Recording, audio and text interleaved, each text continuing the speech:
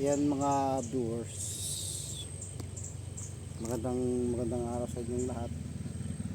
Nandito ako sa bundok, tapos sa kabila kalsada, wala ako sa kalsada. Nang dumang kami dito ng kasama ko nakaraan, ay hindi pa ganito kadamo to. Maganda pa yung damo. May nakita akong bato dito na parang may baon na bakal.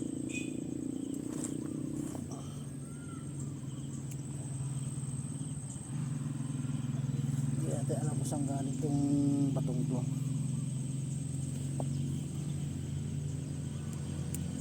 May bakal siya nakabaon. Kaya ito siguro galing sa taas doon. Inagos ng tubig. Ayan o. Kaya napunta rito.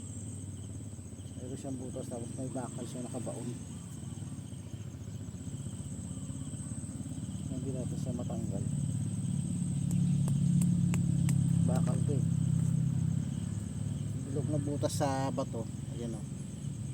Bilog na butas. Tsaka ano siya yung may bakal siyang nakabaon. Hindi lang natin alam kung saan galing tong ano nito, tong bato. Siguro galing doon sa taas. Sobrang lakas ng tubig na agos. Ginagawa siya rito.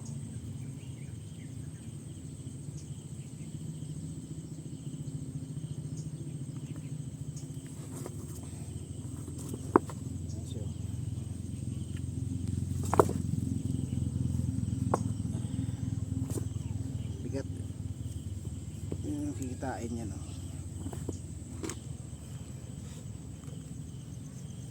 Ayan.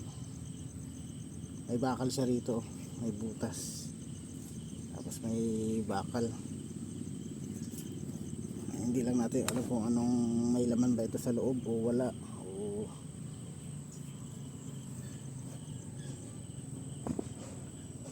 nalawang na yung bakal. Pero yung gitna siguro ng bakal niyang buo pa.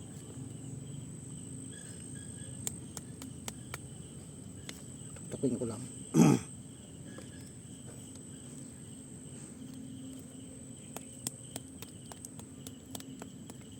Ano, kalawang pa oh.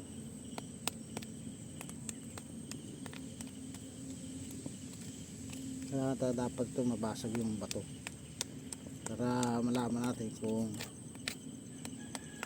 anong laman niya sa loob. Wala natin pambasag eh, buo pa yung baka sa gitna oh. Bali yung labas lang may kalawang. Ito yung bato. Ito siya yung forma niya. Bilog yung butas niya oh. Bilog, tapos nakabaon na bakal. Yan.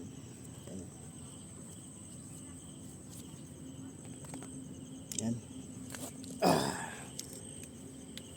Kasi masyado nang masukal tong daan na ito dito mga viewers. Parang madamo na siya. Nakikitaan niya, ayan na siya oh. Dati nung umakyat kami dito ng kasama ko ay hindi pa ganito kasukal tong ano nito, malinis pa ito, maganda siya magdaan. Kaya lang yung ano na yun na ano siya, tag-araw saka yung damo hindi ganito kalago. Ano siya yung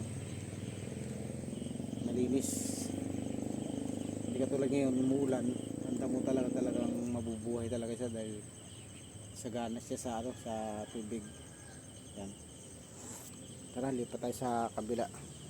Hanap tayo ng magandang daan na hindi siya madamo. Yung mga viewers, may tubo. May tubo tayo nakita dito, maliit lang. Kakita ako dito sa medyo magandang pisto. Yan.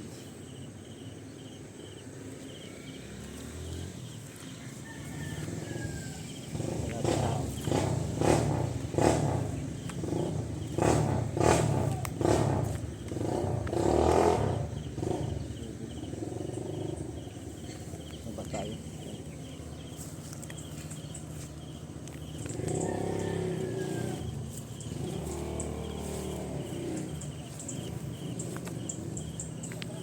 Bantay. Sana tayo punta sa mayan para makahanap tayo ng gagamba. Asa pala yung bantay doon sa may